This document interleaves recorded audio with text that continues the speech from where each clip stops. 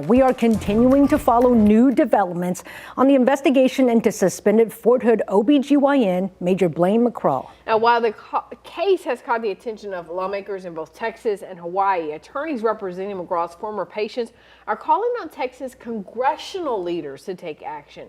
Juliana Jackson with our sister station in Temple is following their push for accountability. National Trial Law sent a letter to the Texas congressional delegation asking them to request a Department of Defense Inspector General investigation into the ongoing case of sexual misconduct from former Fort Hood OBGYN Blaine McGraw. Army cannot investigate itself. The fox cannot guard the henhouse here. We have seen that the Army in past instances of sexual violence have failed miserably. Attorney Jamal Alsifer, who now represents more than a dozen alleged victims from both Fort Hood and Hawaii, says the Army must also be investigated for its failure to supervise and prevent these alleged violations. Dr. McGraw now has done this at least over 2 different duty stations that we know, Hawaii and Texas. The letter outlines 7 specific questions for military leadership.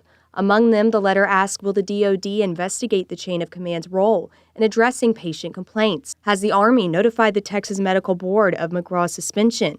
And will the department investigate any medical providers who supervise McGraw or may have had knowledge of the alleged misconduct? We need to flip it from avoiding responsibility and blaming the victim and instead protecting the military women in our armed services. This comes as Hawaii's congressional delegation has sent their own letter to Defense Secretary Pete Hegseth and the DOD. The DOD Inspector General's office tells 6 News it's received the Hawaii letter and is reviewing it. The Pentagon says it will respond directly to Congress. Promise them that our firm will follow up and keep the pressure on continuously until it's done.